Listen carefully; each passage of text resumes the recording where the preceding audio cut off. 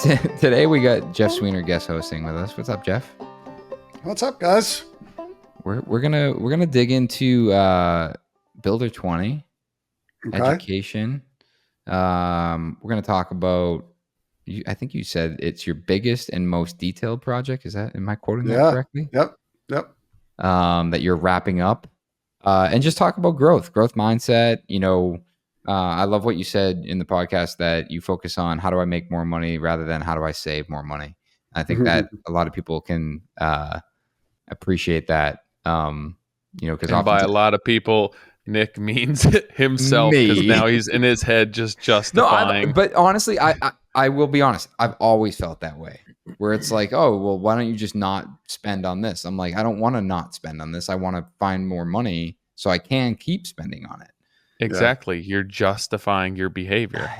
Okay. Well, it's not a bad thing. We're going to spend the next hour and a half justifying things that we all there's all things that we pull from this podcast, and Nick is definitely going to latch on to that. That's going to give him the fuel he needs for the next couple of weeks. Hey, if that's all it takes, whatever works, I'll take it. All right, well, let's get into it.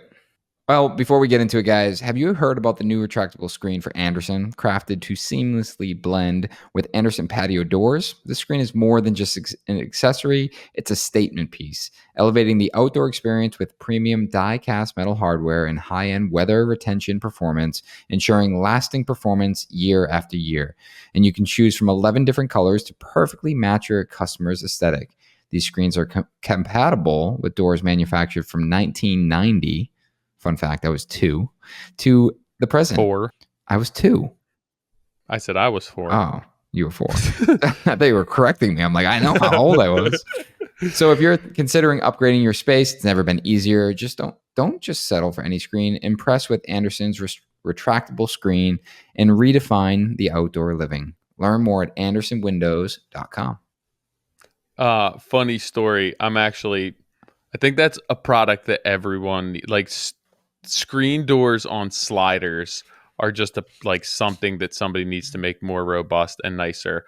But when I was in high school, we may or may not have gone to a friend's parents' house while they were out of town to hang out. And the girls' older sisters were there, and they were not super happy about us going over to the house. So we were all warned prior to coming into the house that everything had to be taken care of. We couldn't do this. We couldn't do that. If we do, we're going to be in big trouble. And I was like, yeah, absolutely. No problem. And I walk in the house and I go to walk out on the back porch and just straight run through the screen. And the whole screen just flops out of the frame and onto the porch. And I just turned around and got in my car and left. And I was like, I'm just not going to be able to do this. Oh my God. It's not worth the risk. That's amazing. So yeah, I'm looking forward to Andersen's new screens. Well, you can also stay ahead of the curve this year with top insights and data from the top construction pros around the world. The Association of Professional Builders has just released their highly anticipated 2024 State of Residential Construction Industry Report, and Buildertrend is giving you a free copy. Gain valuable insights, trends, and forecasts to elevate your business strategies. From sales, marketing, operations, and financials, you'll see what other builders are doing right, wrong, and where your company stands in comparison. Don't miss out on this exclusive opportunity to revolutionize your approach to construction. Visit buildertrend.com/APB now and get your hands on the report that will shape the future of your business. I actually really love this report. I actually downloaded it when we read this ad a couple weeks ago, and there's a ton of good information on it. And I mean, it just pairs really well with the conversation that we're about to have on this podcast, because we talk about those KPIs and how to track yourself against what the rest of the industry is doing. So check it out. Yeah, I was just in Kansas City for Cardinal Crest is in our group. And then we had the summit in Minneapolis, but I don't know a single builder you just rattled off. Oh, really? Yeah. I'll have to send you the links to them. Yeah. How long have you been in the group? 6 years. Yeah. 5-6 years. I didn't realize you were in Kansas City, Nick. I went to Cardinal Crest back in before the summit, yeah, like like directly before. So how April, long the have you middle been of in April, in end a of club? April. Yeah. Oh no, I thought you meant you went there and then came directly to the summit, Oh no, like in one trip. no, negative. um, I've been in. I want to say I've been in my group maybe 3 years. Hmm. It's probably about 3 years because Brad ended up getting me in, and I think he went to one or two meetings before me. But it's cool. Like it's funny. I knew of them, but I did no research into what a Builder 20 group was. And then Yep. Brad, I'll never forget. We sold our house and we were moving, and we sold our house and we were closing. I think it was like September 7th. We were closing September 7th in the morning, and we were closing on the purchase of our new house September 7th in the afternoon. Wow. Yeah. And so we moved out on September 6th and got a hotel room for the night. And I remember getting to the hotel and Brad calling me. He was like, "Hey, do you want to be in my Builder 20 group?" I'm like, "Yeah, I would love that." He goes, "All right, I need your financials tonight and the meeting is next week." And I was like, "Dude, I am literally moving." He goes, "It's your one shot." And so Wow. I remember I put all my kids up in the hotel room, and I don't know, it was like 1 a.m. And I went down and I sat at the bar and it was closed. And I sat there and I filled in this form that I had no idea how to fill in. And Yeah. I sent it off and they were like, "Yeah, sure, you can come." Um, but So has it been it's cool. a game changer? I would say, I mean, that's actually something I wanted to talk about because a lot of people ask about the Builder 20 group specifically. Your question, is it a game changer? I think so, but I think it's part of the bigger, like the bigger picture. It's like one of the pieces. It's not the one thing I did that changed the whole course of my business. Yeah. I think why it oftentimes is the thing that changes people is that the openness and the transparency. Yeah. And we talk about that through social media or the events that we do or we host or the content we put out. It's like, "Oh, I love how transparent you are," and it's so new and refreshing. It's like, no, this is what Builder 20 has been doing for years or decades. Right. And I think that's the most enlightening part, is that you sit down with everyone, and my group is everyone from a 1 or 2 man show all the way up to a 35 person business, and everyone Oh, in really? between. So wow. So we're all very much aligned. Our group, like, So we're all similar very size. similar. Yeah, in terms of volume, like Yeah. I'm the only one who has 98,000 employees, but everybody else is pretty much just they have superintendents and PMs. I would But say yeah, for the most part, people are structured the same way. It's just it's the size and the volume that sure. varies. I mean, Yeah. we have one builder that he's literally it's a 2 man operation, and they're doing just as much. I think they're doing just as much or even more volume than I am. Wow. And they need additional people. Like Yeah. it's the fact it comes up every meeting. It's like, you need to hire people. And Yeah. they're like, "Yeah, we're just doing our thing." It's like, that's a lot of work for 2 people. Is it through NAHB? Yeah. Almost all of them. Our group is not.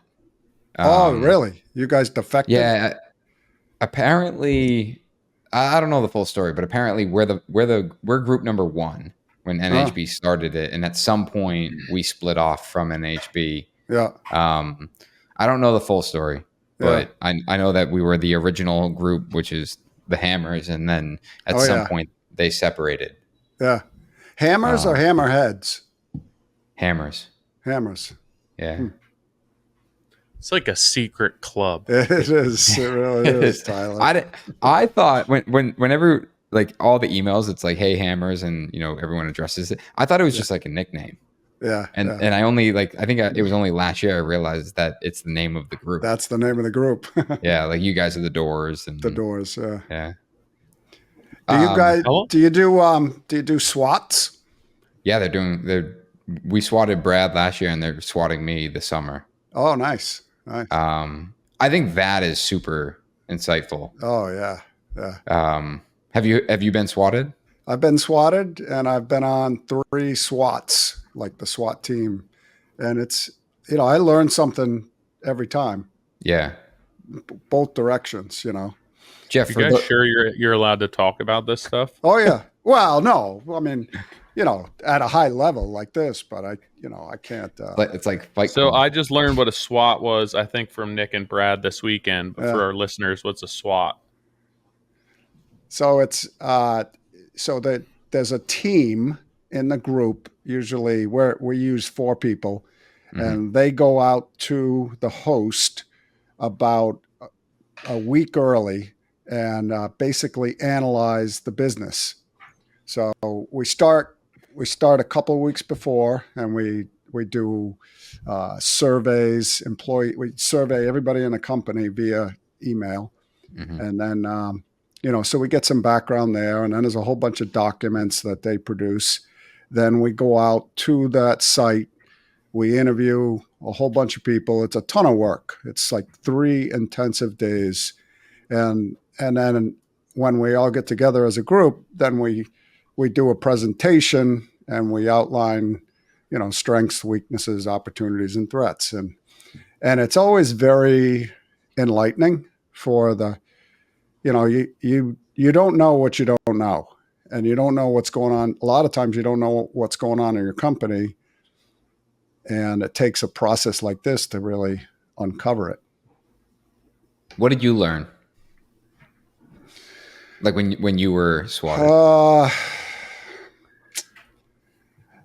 I learned a lot, but I don't think I can tell you. Like, I'd have to kill you. No, there was some pretty specific things and some specific people, some specific action. I learned a lot, and and it definitely changed the course of my trajectory. And it took a year to, sort of make the corrections and make the adjustments. And there's follow-up, so like every 90 days, there's follow-up to find out if you're, following their advice. I think that's the part that is the most valuable, is the accountability. Because I feel like I'm going to go into this knowing what they're going to come back and tell me, and in certain aspects, and it's probably a lot of things that I'm considering, like, hey, I should change this, or I should not do this or not do that, and it's almost, you need the validation that someone else is telling you to do it, rather than you making the decision. I remember, like, Steve Cantor being on the podcast and talking about how you guys play off each other. And it's like Steve needs to have his, kind of mindset and the support behind you. And you're more, looking at it from I forget how he described it, but essentially, like, he's in the role to build you the best team. The safest team, the highest performance out of people, and looks to you as like, Jeff, you either need to let me do this, or I can't do this. Yeah. I mean, we have some difficult conversations sometimes. I like everybody, smiling and happy, and it doesn't always work that way. Yeah. Does the Builder 20 group, is it? I understand it's non-competing markets, but like, is it somewhat of the same structure for all of them? Like, why couldn't anyone else just start like a Builder 20 type group and just call it a Builder 20? You could, and I suspect that Nick's group is like that. The difference is with NAHB is that you have a moderator. So we're assigned a person, a moderator that sort of takes notes and creates order and sets up all the hotels and lines up, basically everything, meals and all of that stuff. And you pay for that, but it makes it very easy, and it's very organized. It's convenience of it. So Nick, who does yours then? Who coordinates all that? So there's in previous years it's been a committee. Like they're like basically the committee would change each year, Yeah, but this I year we see. actually hired an executive officer. Oh, So that was a previous it was a previous member that has since um, left the group because they're closing the yeah, business, and then essentially said they would be willing to be an EO. So they're handling all of the exactly what you just said, the administration. meals, Yeah, the admin, yeah, making sure hotels are booked. yeah, Um, it's and creates order, and then obviously we have like the president and stuff like that, and all that stuff changes on a yeah, regular basis. yeah, yeah, I guess and probably there's my understanding, like you guys have a lot of let me back up. They handle all the sponsors and stuff like that too, right? NAHB. yeah. Yep, Yeah. yep. Yeah. So I think that's the biggest part, Tyler, is that Yeah, NHB is handling all like the financial, right. sponsorships and stuff like that, where, if we're going to have sponsors, that's up to us to chase down and help support Yeah, the group. yeah.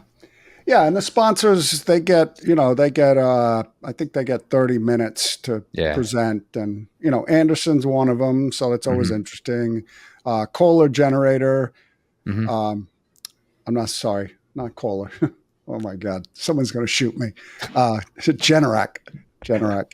It's funny because we had Kohler Generator at Oh, sorry guys, it's Generac. it can And be then we both. have Schluter. Oh, nice. Yeah.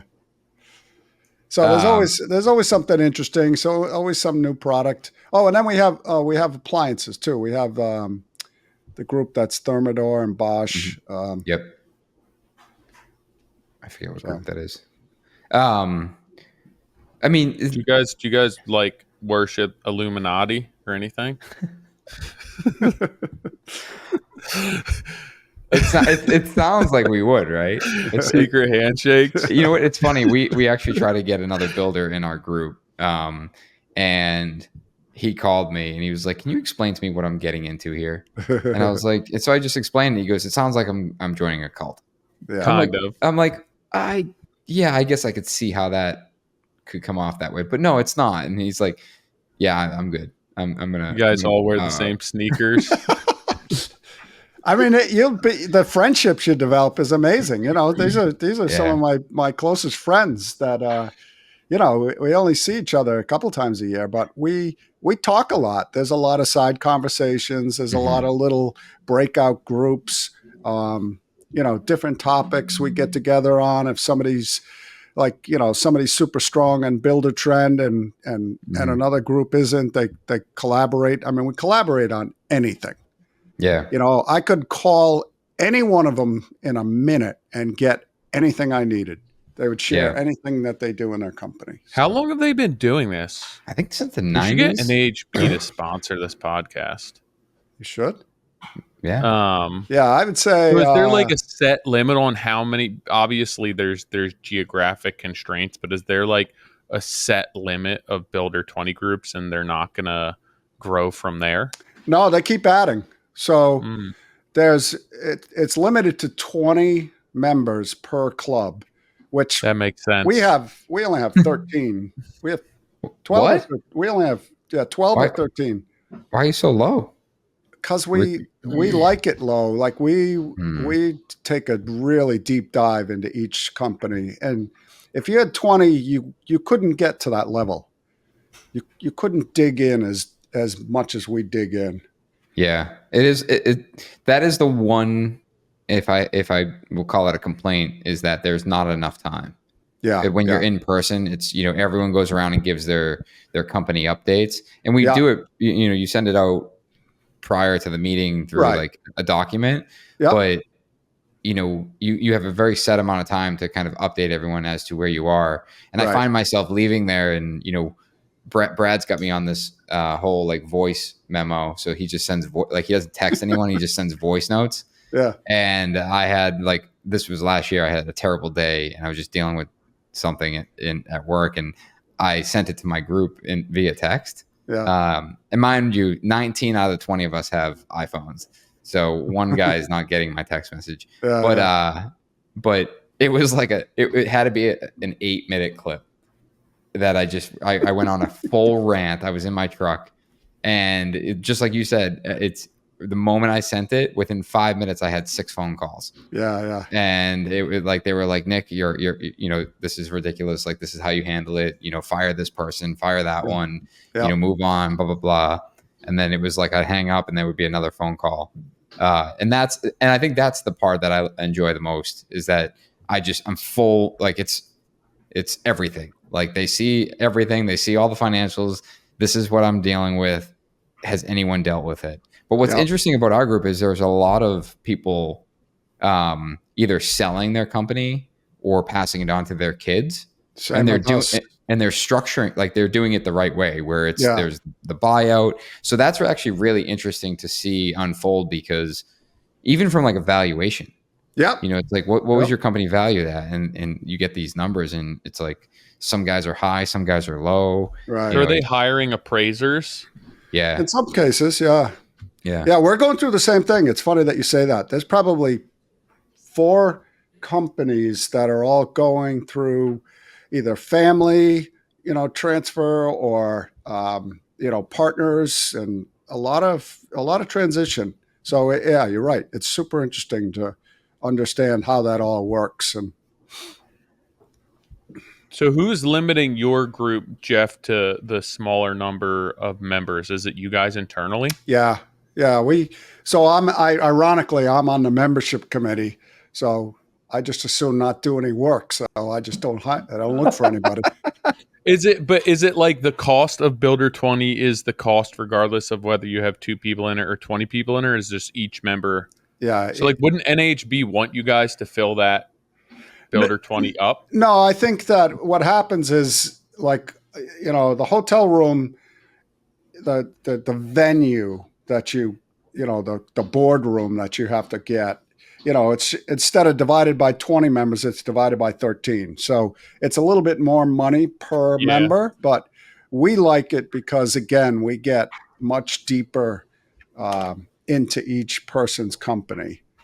Like, we do the same thing. We do a board report. We turn in a board report like a week prior, and then you have a week to sort of read and study everybody's board report, and a lot of times you go back to the board report the year before so that you see trends or something that they said they were going to do, and then, hey, wait a minute, they said they were going to do this and they didn't. How come?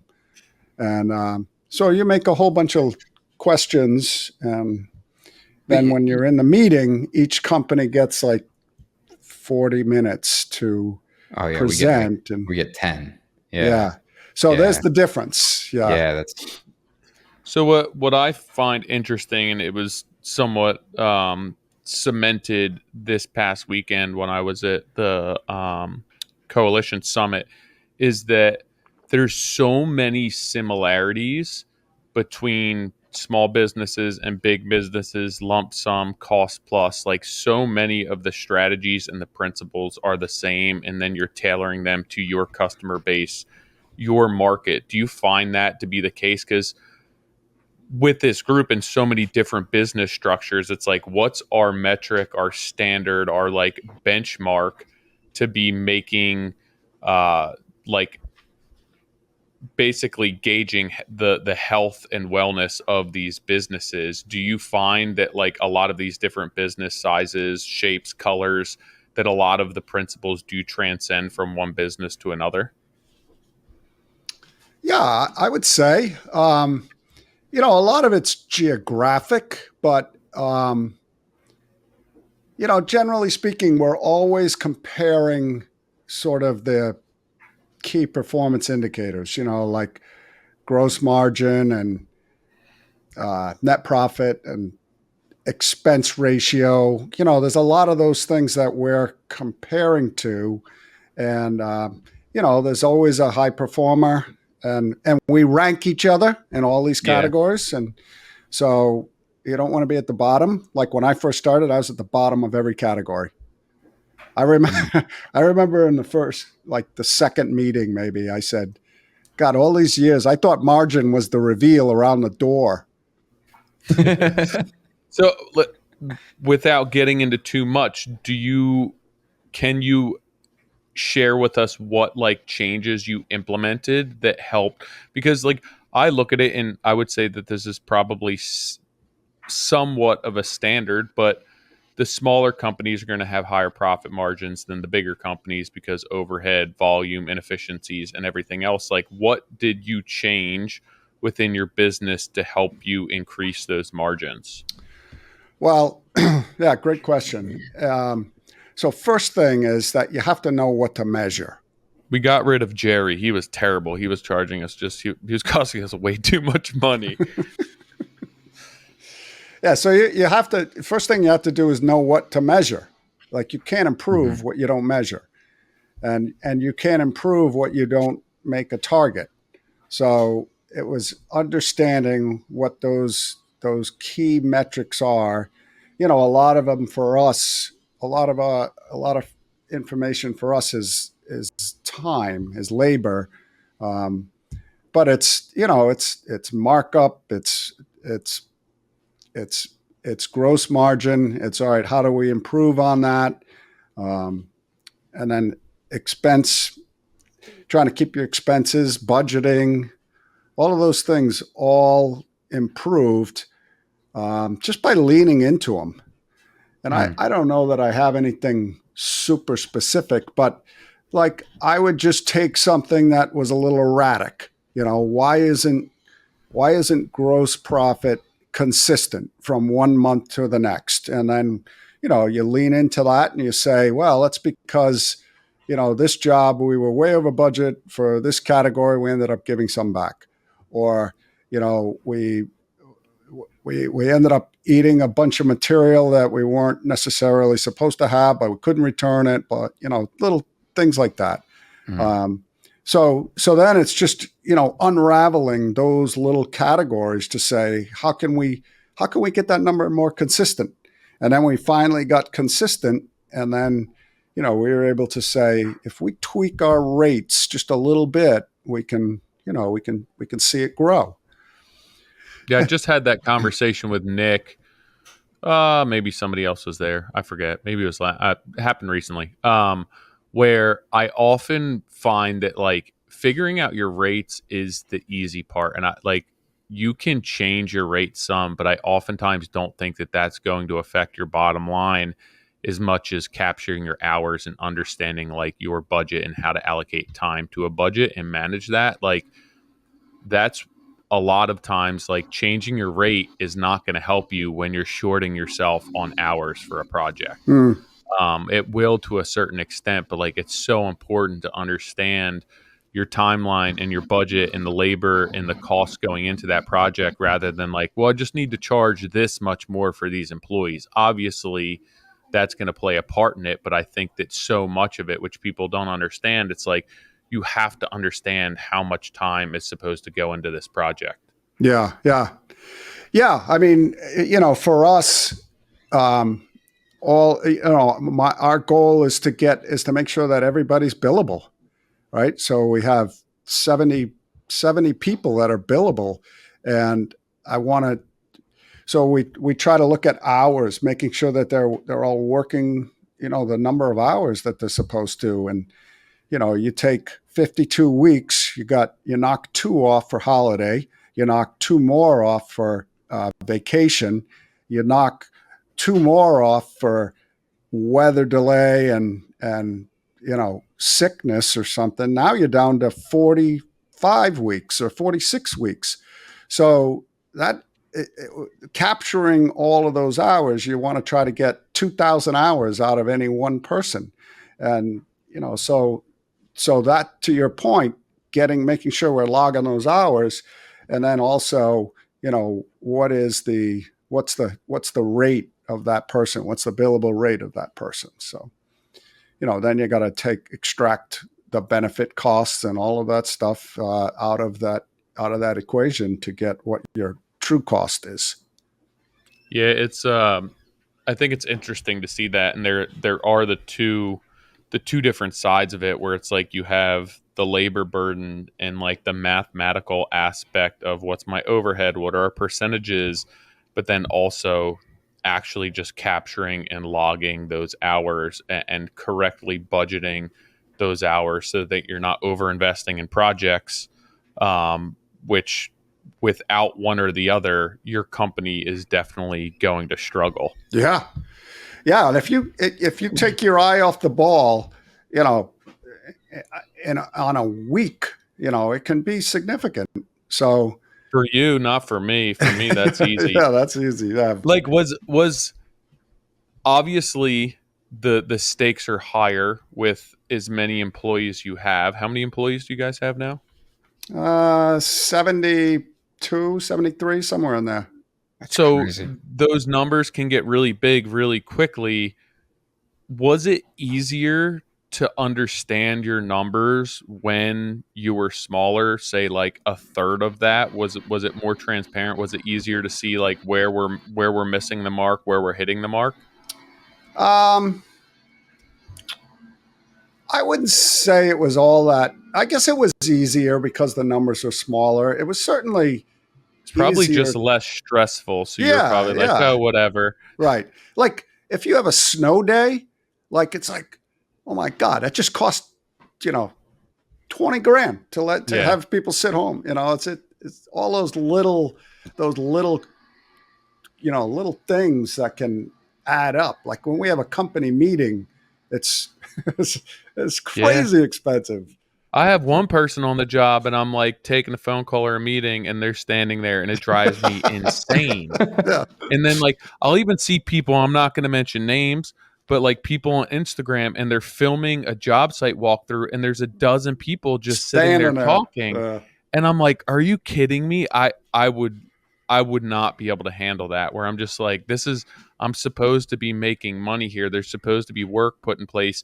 You're 12 people right now. That's like a day and a half of my time that I'm losing with this 1 hour that you're walking around with the camera. Yeah. Jeff, how many projects do you have going on? Let's see. I'm looking at the board right now. So we have 18. Wow. Under construction? Yeah. Well, mostly under construction. A couple of them might be in design or permitting somewhere, but probably 15 under construction. So where do you fall in the margins with your business now and your group? Like you said, you were at the bottom before. Pretty close to the top. That's what I'm talking about. Yeah, and I mean, that's been my goal since the day I joined. The first meeting, I remember, flying home with my wife Sheila and saying, that was the most embarrassing day of my life. Like,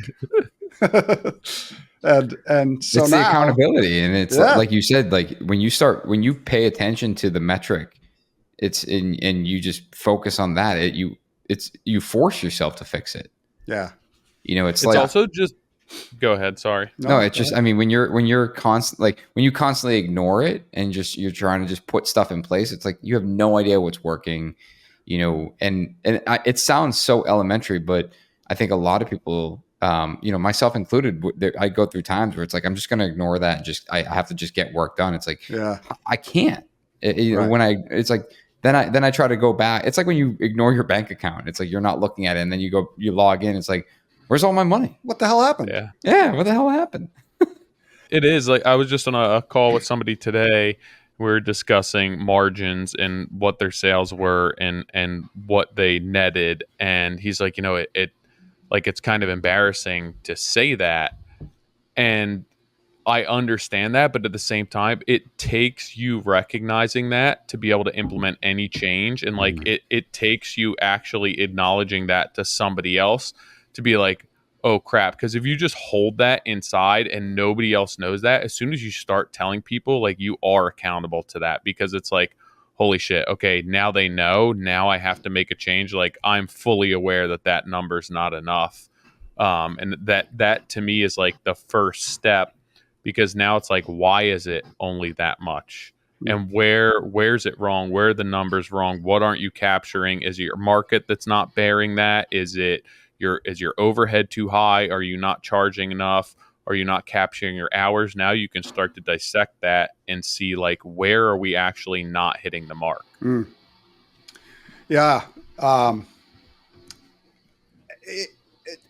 totally. And the closer you get to it, it's like I can see with such clarity now. Like I can look at it hourly.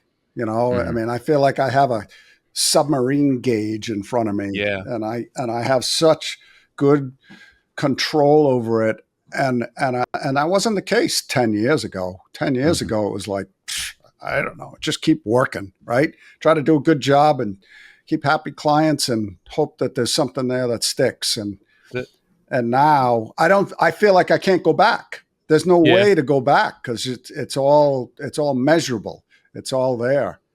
It like, I tell people that, and it's very simple with my business, but I essentially want to know the cost of my business per hour and what I need to bring in per hour to wind up where I want to wind up in any given year. And like to see that you can do that as you scale and as you grow, like all of our expenses, and regardless of how you're tying them or your costs or operating costs or overhead, you should be able to quantify down to like an hourly rate as to what this is going to cost you to be able to attribute to a job, to a budget, whatever it may be. And people don't understand the importance of that. It can be super stressful, but it can also be really enlightening to be like, yeah, this, when you look at it and you break it down like that, like our business just is not viable. It's so hard to sustain that way. Yeah. Yeah. I It's mean, almost that's a like we great have point. to dumb it down. Yeah. You need to know your overhead, your fixed expenses so well. You need to know where your break even point is. You know, it's like your break even point's probably 2:00 in the afternoon. Yeah. Everyone goes home at 3. 3:30. It's true. And then it starts to rain at like 2:15.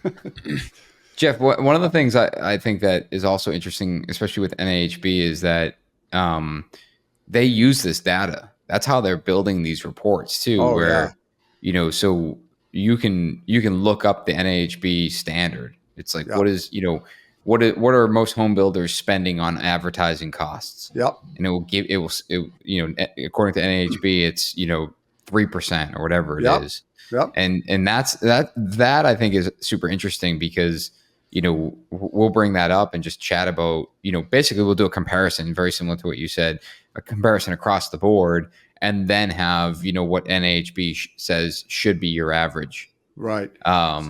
So they take every Builder 20 club and they all fill out the same form, Tyler. Yeah. And then, so you have data that spans, close to, I don't know, 800 companies. And then you could get specific and you could do just custom home builders, because there are Builder 20 clubs that are production. There are Builder 20 clubs that are, other specialties. But if you do it just custom home builders, it gives you really good visibility as to where you stand. And like you said, any one category, like, why is my health insurance so much higher than everybody else's? Why is so? Hey guys, before we keep going on this podcast, want to announce something that we're working on. Head over to moderncraftsman.co. You're going to get a pop-up, and it's going to ask you for your email for more behind-the-scenes information about what we got going on. Tyler and I have been working a little silently behind the curtain. Little secret ops, kind of, well, we talked about that in the podcast of the secret society. But no, we are heavily focused on making this as valuable as we can for you guys. And that includes not only just this podcast, but sharing, insights into what we've learned over the last 7 years. So if you fill in that email, we'll give you the top 10 things that we've learned, but also opt you in to learn more about a program that we're putting together that's really going to be, beneficial to, business owners, but also employees as we continue to collect some really great industry information. Yeah, so this is the beginning of what we are looking to put in place and really devote a fair amount of time and effort into. So if you could all oblige us and get started on this, I think it's going to pay huge dividends for you, for your business, for your network, and everything else. So we definitely appreciate it. Yeah. So again, moderncraftsman.co. CO. Log on there, scroll down. You're going to get a pop up, fill in your email, and that's all you got to do. We'll talk to you guys soon. Now back to your podcast. It's good that Nick and Brad aren't in the averages, because I feel like they'd be screwing them all up. You know, you got to keep them out. They're Maybe. the extremes. Brad's the extreme. What's different about the coalition? How does that differ from your Builder 20 club? Well, so the coalition, it's interesting because Brad had reached out to me and said, "Hey, I just did this thing with Morgan, it called BizCom, and Morgan's a remodeling contractor out of Minneapolis, and they did this thing just kind of high level business." And Brad was like, "We need to do this for builders." So he had chatted with me, and it was very similar time as to when I think I was introduced to Builder 20, or I think maybe it was after the first year, and what essentially it is kind of like a Builder 20 group on speed. And so it's a 2-day event that we go through very fast, very as in-depth as we can, the basic, principles that we've learned and implemented in our businesses. And it's all stuff that we've personally, invested in, or personally, been educated on, and we share full transparency. Like, this is our markup. This is how we're estimating. This is how we calculate labor. I mean, we're sharing that whole process from, pricing for profit to how we're contracting, some of the things to pay attention to when you are writing contracts, how we're scheduling jobs. So it's essentially, it's beneficial for people that are in Builder 20 as well as people that are not. But I think the biggest impact are from people that are not part of a Builder 20 group, because they're seeing that kind of first hand transparency of like, hey, this is how I run my business. These are my numbers. These are the targets. But we're pairing that with also, Brad and I's, I don't want to say unique approach, but, I think in our Builder 20 group, it's certainly unique, where him, myself, Brad, and Morgan as well have leveraged social media and brand partnerships and marketing in a pretty profitable way. Yeah. Yeah. So we'll have conversation about that, where not only this isn't only how we run our business, but here are the other opportunities that we've been able to successfully do or take advantage of in terms of brand partnerships, and here's the money that we make with them, and this is how you could partner with a brand. And then we touch on social media strategy a little bit as well, and then wrap it up with building and maintaining client relationships. Yeah. So do you two run it? So it started with Brad, myself, and Morgan. So it was three of us, and then this year, we got Tyler to join us this year. I think going forward, we're kind of, that's what we're. It's going to get big now, Jeff. It's going to get big. We're getting big. I saw your picture. I saw your picture in one of the posts that that you guys were outside some restaurant. Oh yeah, who the heck is this degenerate? What the hell are they bringing him in for? But truthfully, that was our fifth one. We're already a third of the way sold out with our sixth one in Boston. Oh wow. And I think it was on the third one we decided to. I think it was when we went to Scottsdale. Brad was like, "Hey, we can tour some of my projects." So that's where it starts getting very much like a Builder 20, where people are flying out early and then having the opportunity to go tour a bunch of projects. Yeah. And then they sit in a boardroom, and we go through, the business of how we run our businesses, and it's very interactive. It's designed to be like, open Q&A. But we have a structure. But it's been truthfully more successful than I thought it would be. And the feedback's been really good. So now it's just a matter of, every time we do it, let's get a little bit more serious and figure out like how we provide as much value as possible. Because truthfully, that was my biggest concern, is like, it's a very expensive event to put on. Yeah. And, and it's not like, and we kind of all operate the same way, where it's, and you're saying like, how you do one thing is how you do everything. That was it. We were like, this can't be a a rinky-dink event. You know, it has to be completely, you know, thought through and planned, and you know, good hotel, good food, good people, good sponsors. So yeah. I haven't been to a Builder 20, but I think that like it's a substantial investment, but I also think it's not as much of a commitment from like a time perspective, or even like if this is the first step to opening your books to allow everyone in, like as far as accountability and everything else, like you're going to go there and you're going to learn from other people and ask the questions that you want to ask and get the information that you want without necessarily having to be seen. And I think that that's probably really good for people. Like it's still going to give them enough anonymity to gain the confidence and like kill their ego to the point where they're ready to completely open up and be like, here's my business, here's what it looks like help me on a more personal level. Yeah. That's a really good point. Like you get out of it what you put into it, and you 100%. have to go into it with a certain level of vulnerability. So if you don't allow yourself to be vulnerable and you keep defending the bullshit that you keep doing, then you're never going to grow. Like Correct. I can be super vulnerable. I have no ego. I'll take advice from anybody, and you know I just opened it up and let them all in and let them poke holes. And I mean I got some stern talking to.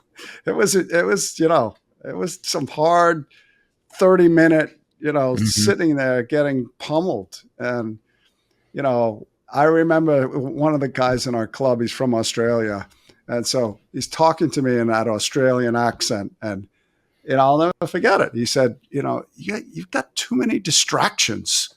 This was when I had this whole house stuff going on, and we had just started sawdust. And, he said, imagine how much more you could get out of your business if you threw away all that foolishness and just leaned into your business more.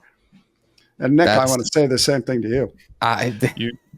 All I could think of was in Crocodile Dundee, where he's like, "You call that a knife?" Yeah. Jeff, when I said earlier, like I know what they're gonna call me out on, that's high up on my list. Yeah. Because I get it, and I'll never forget my first meeting. They were like, basically, hey, introduce yourself, and they made me go first.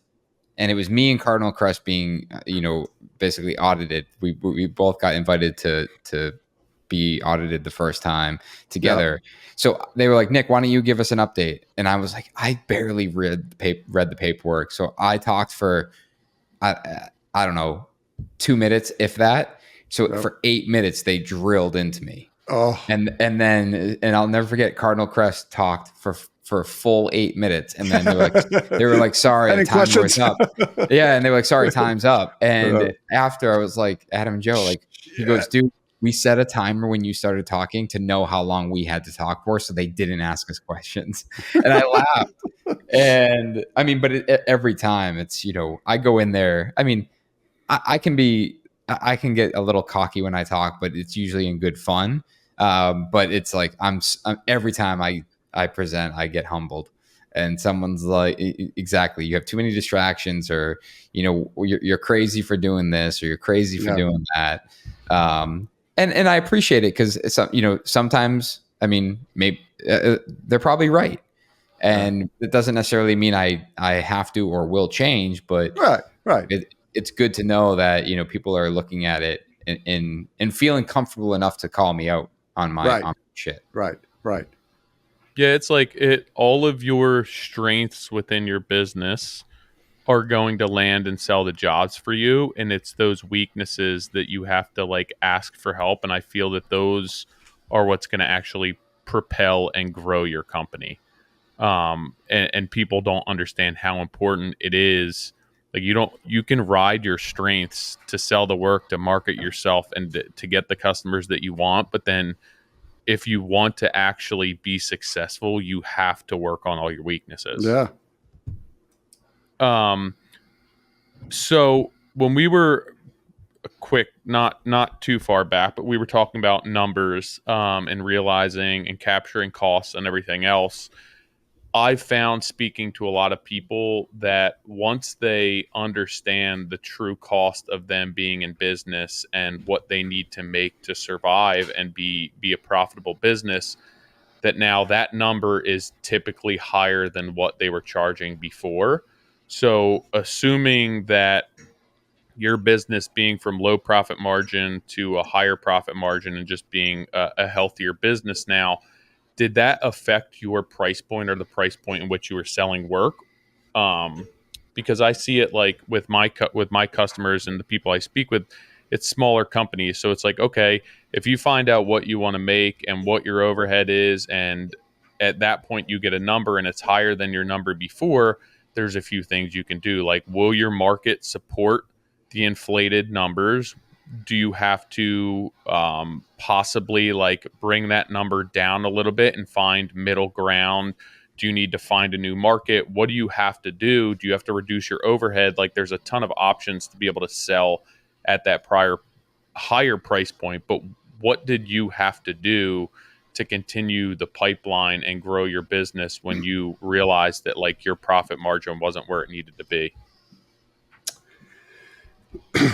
Yeah. So I'm more of the mindset of, to make adjustments, I'd rather scale forward than roll backwards. So in other words, rather than saying, okay, how can we reduce our expenses? I'll say, how do we grow our revenue? Mhm. So I'm more of a growth, mindset.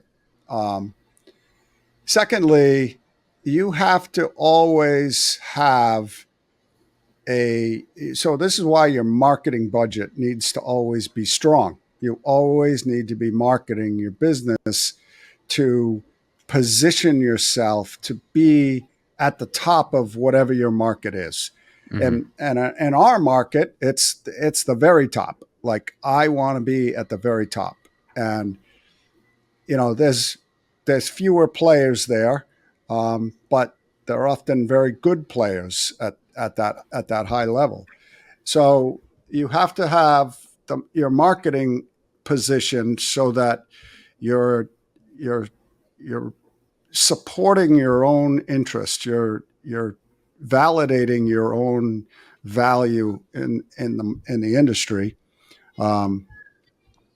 So that's the second thing. And then you have to be super confident in your product, and you can't be afraid of it. You can't be timid.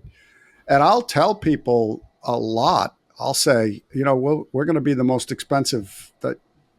We'll be the most expensive one you talk to, and I get it out of the way really quick, because sometimes that just saves time, and you just move on.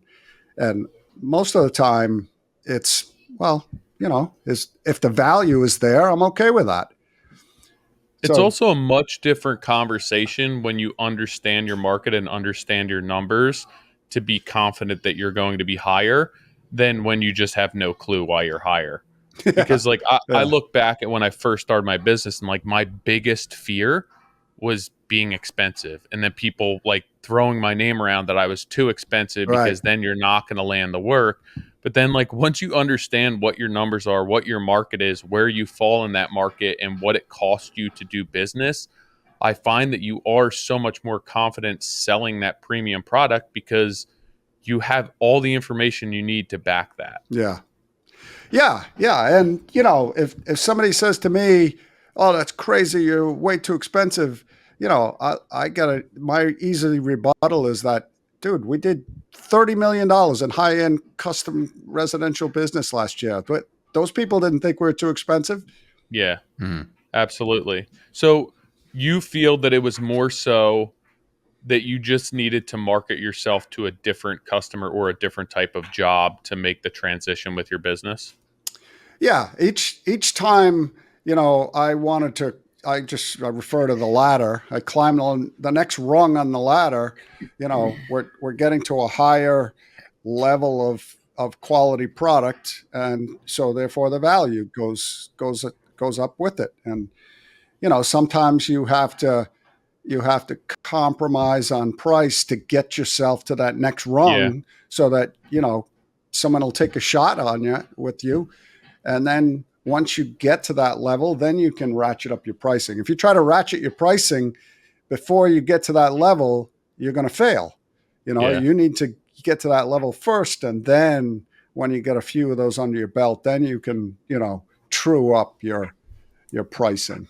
Do you find that all of your builds and your products are similar enough that like moving up that ladder rung is not that difficult of a transition, as far as like gauging the time and budgeting for projects? I look at what Nick does, and like as Nick climbs the ladder, I feel like he makes it exponentially more difficult on himself to make money, because he's literally reinventing the wheel on every single project. Like, do you think that your projects are close enough where we're like, hey, we're just going to elevate this little bit and I can still actually gauge how long this is going to take and how I need to properly budget for this project? Sorry, Nick. That's okay. Yeah, I now, yes. The answer is yes. I understand it very well now. But, 6, 7, 8 years ago, not so much. It was a constant learning curve and a constant punch in the stomach to you want to be in this arena, and then you get in there and you find out you don't have the right weapons, or the right tools, and you take some hard knocks because you totally missed your budget or you misrepresented what you thought it was going to cost. You take your licks and then you move on. So yeah, I mean, we're running out of rungs on our ladder. So we're pretty comfortable. We're just finishing a 10,000 square foot house. That's the nicest house we've ever built. And I mean, it's as high on the bar as you can get. It's a spectacular product. And we'll leverage the marketing out of it. We're just at our infancy with getting that stuff out the door, but we're getting. When you do a project like that, Jeff, like the 10,000 square feet, so that's a big house, and you're saying it's the nicest product you've ever put out. When you do that, does that become your new standard in terms of like, I just want to do those? Yeah, that would be great if that were the case, but there just aren't enough of them. Yeah. Everyone's just building 10,000 square foot homes. Yeah, this is an 8-figure build. That like you don't get too many of those. You might get one every couple of years. So yeah, I'd love to be there, but the reality is that there aren't that many of them. Go ahead, Nick. Who's hammering? Your kids or someone in Jeff's office? That's not me. I don't think that's me. There's plaster guys outside the office banging out their trays or whatever. Go ahead, Nick. That's okay. It's It's a construction podcast. Going back to what you said, like leveraging your marketing. Obviously you've had things like This Old House and sawdust and tradition. What I say traditional marketing in terms of like social media or traditional social media use. But what else have you been leveraging in terms of going after that we'll call it the upper echelon of clientele that you're really trying to attract? Where are you putting your efforts? Well, we put a lot of effort into getting some video testimonials from clients after the projects are finished. That's one. We'll get a lot of video work with some of the higher end vendors that we're working with. Like we worked with, I don't know if you've heard of her, Rachel Ryder. She's an interior designer up in your neck of the woods. She was the interior designer here at this project, and it was great to work with her. And she's one of her project managers. Her name is Christina. She actually lives in Rhode Island, so it was super convenient. But they took it to the next level, and it was really challenging for us to keep up with them. like a lot of different things that we weren't used to, particularly in the mill work. But we built everything they designed. We built it, and we did a phenomenal job, I have to say. So I want to leverage that with Rachel and say, how can we both leverage the content and the video assets that we gain to carry us all. We worked with a company called Boston Automations, obviously also from Boston, but they took home automation to a whole nother level. Every window has automatic shades. The sound system, the speakers, the lighting control, just everything. You can operate that whole house from your phone. Yeah, that stuff. I mean, that stuff is so impressive. We did a really nice sound system in a project in Boston, and interestingly, all of the speakers were plastered in, like they didn't want to see anything. Yep. And I don't know what it is about those speakers, but I feel like they sound better. And I don't know, and I don't know how to describe it, but part of me thinks it's because you can't see where the music is coming from. Yeah, I agree with that. Like you don't have a visual reference of where it's coming from, so it gives you a completely different experience. It's so bizarre. But I remember turning it on, and I'm like, this is weird. Like you don't know where. Yeah, it's like they're from. fully covered, right? Oh, it looks. It just looks like a painted wall. There's no seam. There's nothing. I think John Marley's job was the first time that we had seen them. Yeah, remember the interior designer? Oh, maybe I'm throwing her under the bus, but she put a nail through it to hang a photo up. He's like, I put them higher enough where I thought they wouldn't put artwork, and they literally hung artwork. How long is that job been, Jeff? What's the total build length on that? 2 years to the day. Like I don't know, something on my computer now, OneDrive, like I get this like last a year, whatever anniversary, whatever photos you have on your phone, and I just happened to, like 2 days ago, I saw her on there. It was 2 years ago. We were knocking the house down. So and it's wrapped up at this point, or you guys are wrapping it up? It's wrapped up. I mean, it's furnished. Yeah. So the owners are moving in sometime in the next couple of weeks. They're taking their time. So Rachel, they did all the furnishing too. So there's no moving trucks. All they did furnishings, everything, beds. Everything. I feel like that's the goal, is to bring it all the way, like down to silver. We did this with one condo where when he moved out, he was like, you can throw everything away. I don't want I don't want to save anything. Right. And just the TV. Just the TV. I've told this story. But then the designer came in and they picked everything. Towels, silverware, plates. I mean, and it all coordinates. Yeah, and I think that I mean, that's such an ideal situation, because it's truly like you're bringing them from, design all the way to moving in without them having to consider anything. Yeah. I mean, it's a great way to do it, because you don't have to match, a decor to something you're bringing with you. They got a clean slate. How did that project come to you? Two different directions. Number one, they lived in California, but they had Rhode Island roots. And so they rented a house in Narragansett from a client of ours who we built their house, and we built a guest house with it. And so they rented their guest house.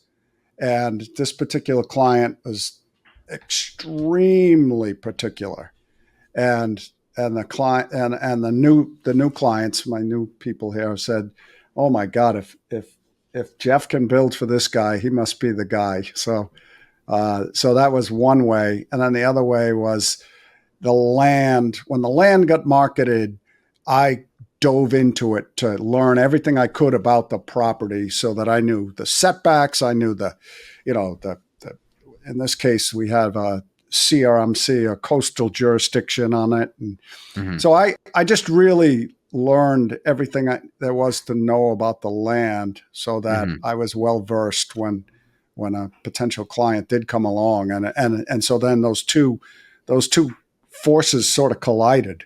Mm. Wait, so that's interesting. So you're basically watching the market, and as land comes up where you know there's a potential build, you're essentially preloading the information. And then are you then trying to market towards that potential buyer? Like, are you letting the agent know, like, hey, I can build this. I've already done the research. Yep. Yeah. 100%. So, our market's small enough that I'm mining that information, and a lot of times I'll get that relationship even before it goes on the market. So, Yeah. an agent will call. I just got one today. I just got one today that, hey, we're going to have something coming on the market. Would you be interested in looking at it? So it gives that agent some additional ammunition, right? They're Hmm. trying to sell, and they could say, well, Jeff Sweenor toured it and he said the foundation was really in good shape, and then you could build on top of it, or he said that it's in a flood zone, you got to go up a couple feet, all any little tidbit that I can arm the listing agent with, and then it gives you a foot in the door for the next one. Are you getting all of that information just through maps and zoning? Yeah. Or are you actually hiring somebody that's doing something? No, I'll go by the property, I'll tour it, I'll look, maps, and we're in a small community, so Yeah, it's not like I have to do a lot of heavy lifting to understand. But everything is on the coast, so we have a super a jurisdiction that has all kinds of regulations, and the more you can know those regulations, the better off. The more expertise you can bring to the project. sure. I know there's a few guys near me who will go whenever a realtor has land for sale and then reach out to the realtor. So for when they're going to look to start building with whoever their buyer is, they can at least offer their name up or at least get the ball rolling on potentially finding a lead down the road where they create those interactions, those relationships with realtors that they're able to be the liaison between purchasing the land and then hiring a builder. Obviously, it doesn't always work out, but it's another way to get your foot in the door. Yeah, yeah. The other thing I'll do is, if we have a really nice project wrapping up, and you have like a few days where you could potentially tour them through your product, I'll invite a few and Yeah, tour them through, and and they appreciate it. They love looking at real estate. So it gives you an opportunity to show off a little bit and to be, you know, be close on their mind as to who they might refer when the client says, hey, by the way, we want to renovate, we want to, I'm obviously mining projects that need renovation. I'm not going to spend a whole lot of time on a house that was built 5 years ago. I'm looking at historic stuff, or old stuff that may need to be knocked down. And Even, I mean, you um, say it's a small community or a small market, but the fact that you have 18, that's a lot. That's a lot of projects under construction. yeah, yeah, and I would say that 75% of that is in one town Yeah. in Narragansett. So Is that your goal, is to try to stay to Narragansett? Like, would that be your ideal uh, situation? there's a yeah. I mean, our name. I can't see our name not coming up in a conversation in Narragansett. Because Was that intentional? Like, did you set out to basically take over a market? And my question is rooted. I mean, I'm marketing everywhere. Like, we have projects up in New Hampshire, we're in Wellesley, we're in Boston, and I go back and forth between. I shouldn't say I go back and forth. I'm very, interested in this idea that we'll build anywhere in the world, and they'll be the most elaborate, architecturally driven homes, that ever existed. But then the other side of it's like, well, people are like, why don't you just focus on one area and just be that guy? yeah. And so I sometimes I question my thought process there. Well, so the highest value of real estate is by the water, right? So, even within our town, the town of Narragansett, you can be, if you're on the ocean or ocean view, you're at a whole different level than something a half mile inland. So we just sort of target where the highest real estate values are, because that's where people will invest, and not be afraid to, overbuild for the market. So if you're on the ocean, I don't think you can overbuild. There's always somebody that's willing to do that. So to answer your question about geographic targeting, I mean, we have a few little enclaves that we're trying to, become more well known in. I won't say whether. That's fair. Yeah, we got our eye on the ball. It's a lot of the shore houses near us with tax assessment. They're assessing the land and then the valuation of the actual building itself, and the stuff that's waterfront. Like, regardless of how nice the house is worth next to nothing. Yeah, and then the land is worth all the money. yeah. So even from like an insurance perspective, a lot of times it's not crazy money, just because like if the house were to go away, the customer could still recoup pretty much everything just for the land. Right. Yeah, I mean that's it. That's exactly right. You want the value to be in the in the land, so that there's obviously certain ratios for I like to say, like 3-to-1. So you should invest 3 times the build cost to the one price of the lot. And that's just what you have found to work. Yeah. So in other words, if you had $1 million lot, a lot that was worth $1 million, you wouldn't build $1 million house. You'd build a $3 million house. Right. Because if the land is worth that much, you're likely to limit yourself in the market should you ever go to sell, if you built too weak of a product. Mm-hmm. Yeah. And then what about on the opposite end of the spectrum, where it's like you buy an inexpensive lot and put a massive house, or like a house that's super expensive on that? I would say that the same thing's probably true, where it's like that area just doesn't demand that much. So in order to sell that house at that point, you need a very unique buyer that's going to want to pay that much. And realistically, if they have that type of money, they're probably just going to go build something themselves on the lot that they want, rather than paying that premium for a house on a lot that they don't love, or an inexpensive lot. Yeah, it definitely isn't. It's not the best advice for your balance sheet, but I mean, if you like the area and you like what you want and you're going to live there forever, then probably doesn't matter. Is that something that comes up in conversation when you're vetting a client? Is that, how long do you want to live here? Like, is this a forever home? Oh yeah. I ask, I want to know, is this a generational home?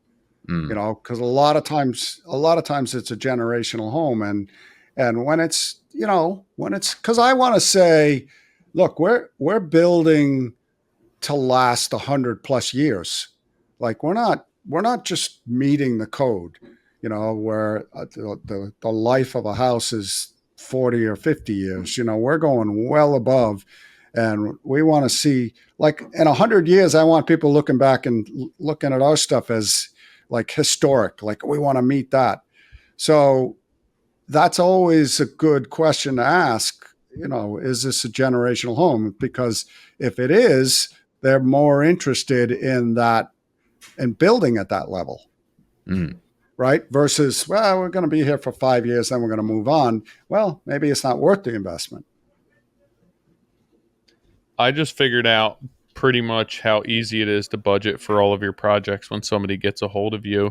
At this point now, I'm just looking up land value and then creating budgets that are 3 times that. Yeah. It's funny because, like, I'll use that to budget for kitchens where it's like, all right, your cabinets or countertops, whatever, are going to be a third to a quarter of the budget for the kitchen, and it makes things so easy. Where it's like, all right, I'm going to figure out the cabinets cost, and this is where you should be.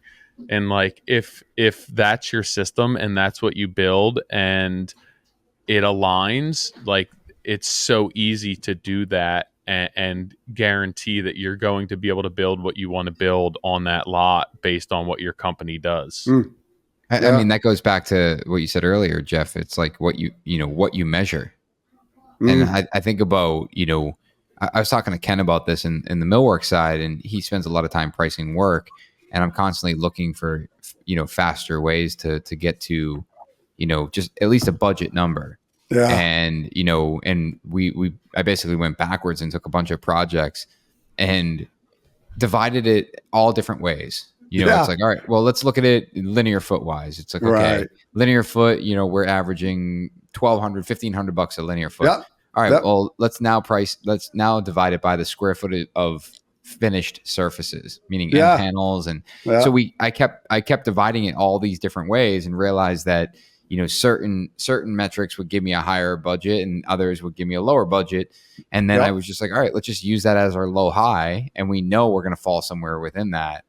And it's, what you just said, Tyler, is genius. It's like, if you keep doing kitchen renovations and you realize that every time you do it, it's a quarter to a third for cabinets and counters, then, you can go in there and have that immediate conversation. And I think, it avoids that kind of shooting from the hip pricing. Right. Or the inevitable square foot costs. It's like, well, yeah, it's also a lot easier to walk into a kitchen and be like, all right, this is $40,000 worth of cabinets. This is where the kitchen cost should be and is a sound investment for how much you're paying in cabinets, rather than walking into a space and being like, well, how much is this entire kitchen going to cost, just to make it like an aspect of that entire, or a component of that entire job. Just makes it so much simpler. And then you're also not just like throwing random numbers out there. Right. We said it before, wags and swags. We know what that is, right? Did we go over that, Nick? Wild ass. What's a swag? Yeah, it's scientific wild ass. Scientific. I was like, I know what a wag is. Close enough. I find that the pricing cabinetry is definitely falls into that category. And oh yeah. Yeah. So we've taken it, we take a little bit different approach in that, like, we keep an inventory, like almost like a document. It's a PDF that has anything that we've ever built, and then what we charge the client. So then we have like sort of this catalog or this menu of, well, this was $2,500 and it's a vanity, or this kitchen was this. And that way I can safely say, I'm not exactly sure what yours is going to cost, but I can tell you what this one costs. And it's pretty close. That's the hardest part about cabinetry. It's like every single thing is different, and it's not until you really dig into it to realize the cost of it. For like most of the time, when somebody gets a hold of me, I'm going to throw out some sort of linear foot number that may or may not cover me, but I know it's going to get me to an answer, whether they say yes or no. Or like, it might not be right, but I know when I'm going to understand who my customer is not, which is also really important. Well, I think the follow-up to that too is, all right, throw out that number, get them to a total. And then if they're giving you a thumbs up, you just back into the scope to that number, right? Similar to building a house. It's like, yeah, I can build a house for $800 a square foot. This is what you get. And then it's like, well, I also want, shadow reveal everywhere. It's like, no problem. We can do that, but you are adding, you're adding to the scope of the project. Yeah. Laundry's done. You get. What is he doing? Why is he gonna get up for the laundry? He's got to go fold it. Doesn't want to wrinkle. Can't show up on a job tomorrow with a wrinkled shirt. Oh, it probably keeps buzzing. Yeah, I'm not a big fan of the lineal foot price because, how tall's the ceiling? How right. and are we going?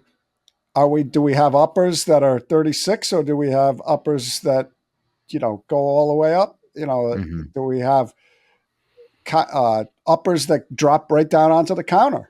Yeah. Right. With an appliance garage in it. I don't know. I just feel like the lineal foot one it's tough. I mean, it's really tough. It's all impossible, but you have to have you got to start with something. Yeah, you have to. Like without investing too much time, because I feel like with cabinets, and I mean, same I guess with houses, but it's like I could give you an estimate just off the top of my head, and I could spend 3 weeks putting something together, and sometimes they're very close to each other. Yeah, and I'm like, I don't know how I got there. So a lot of times I'm like, I'm gonna throw something out there right now. And then again, like Nick said, I could probably back into that. Or if like we start getting into design and there's a lot of details, like you said, where now it's sitting on top of the counter and making for a more complex build, design, installation, it's having the conversation with the customer at that point as to like why we're not going to meet budget and what I assumed going into this with whatever sort of numbers we threw out there. Yeah. I think it comes down to like expectations and communication. So how's the setup with that? Doug got you all set up and good to go now? Yeah. Yeah. You said that like we should start recording. Sounds legit. Well, so he couldn't figure out what so I was having a problem the last time with, I forget, either the mic or the speakers.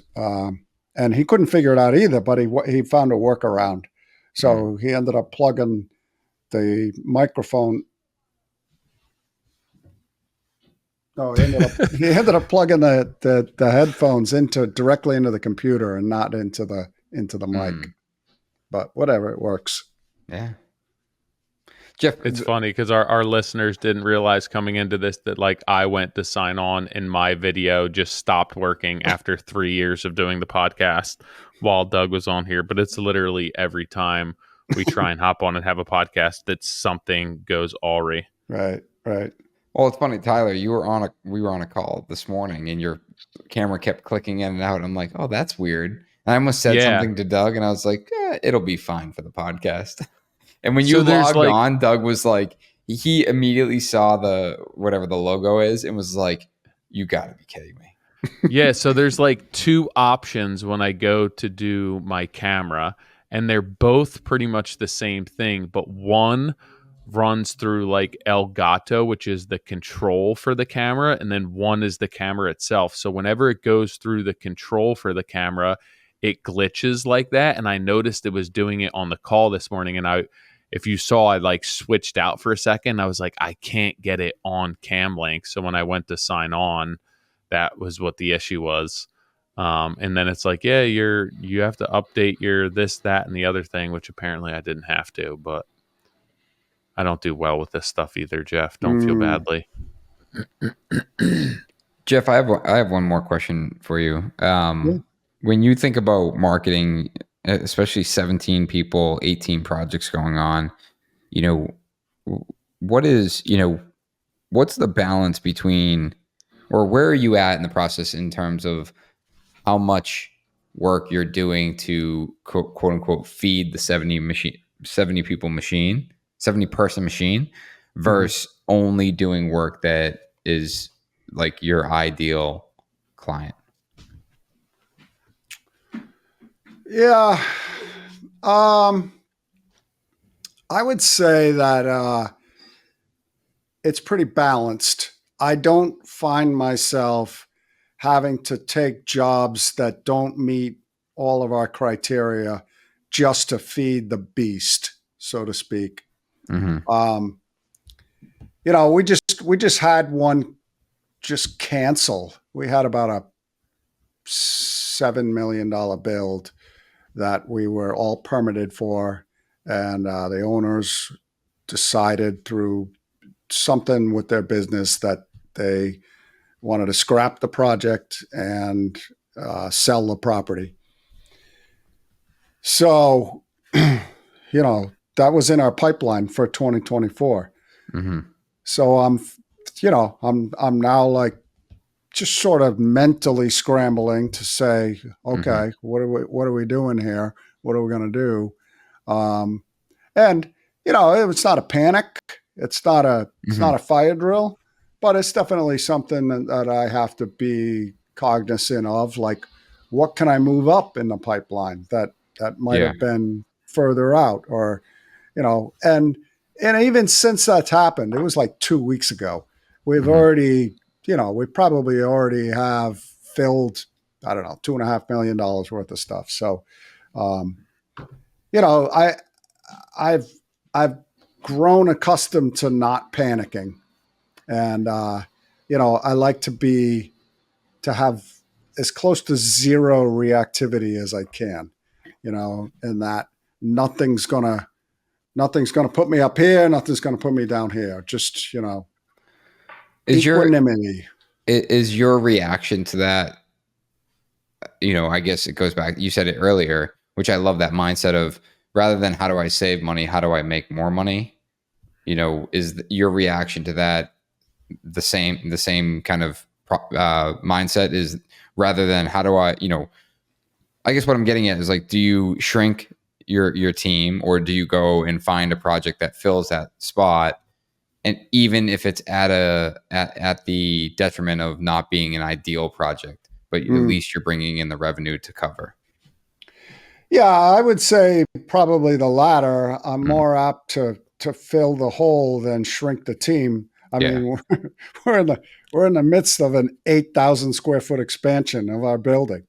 So I'm not thinking small. Our shop is growing by 3 times, and our offices are growing by 3 times. So we're growth minded, and I've already baked it into our budget for how our overhead is going to be impacted. Obviously our rent's going up, but we own the building, so it's not, it's, at least it's going in one pocket and coming from one pocket and going to the other. I mean, why have such a mindset at this point in your career? Because I'm young. I got a lot of runway left. I wasn't going to be the one to say it, but I wanted to hear it from the horse's mouth, so to speak. Well, I've got a 30-year-old and a 27-year-old right on my tail. So that means you should be free and clear. Not quite yet. Damn kids. Yeah, I mean, I'm setting them up for having their career, and yeah, I don't know. I've never approached anything any other way, so I don't know any better. I'm gonna save this for next time, but I was gonna ask you about your spec that we walked, and you gave me kind of an insight as to what that spec did for you in terms of business and your overinvestment. But I'm going to table that. So we'll save that for next time you're on, because I want to dig into that. And I mean, we're going through it right now, and it's very much, a huge focus for our future. Yeah. So is this oak? What is it? Oak? Yeah. Something? 45 white oak. Yeah. So Yeah, I mean, it's fresh in my mind. It's probably 5 years ago now, but it's still fresh in my mind. Like I can. all right, we'll table that. All the hard lessons are fresh in my mind. Every one of them. Yeah, I'm hoping this one's not a hard lesson. I'm hoping this one's a. Well, I mean, a hard lesson or a success. I guess one way or the other, it's a success to the future of our business, and that's what we'll unpack next time. Well, it'll be a success in one of two ways. So it'll either be a success because it was a success, or it'll be a success because you'll learn a valuable lesson. Okay, I'll take that. How do you like that? That's gonna help you make you feel better. Yeah, hopefully. Nah, you'll be good. Jeff, this was awesome, man. Appreciate it. I think it's always awesome talking to you, and just I think every time we talk to you, you have more people, which is, I'm pretty sure last time you were on, you said you had 45. So you've added, another 25 people. And your commitment to quality and your commitment to the craft is, it can be celebrated. So we appreciate it. Yeah, thank you. Yeah, appreciate your time. And you sound and look so much better since the last time we spoke. So Sound anyway. I think you're getting younger. All right, Jeff.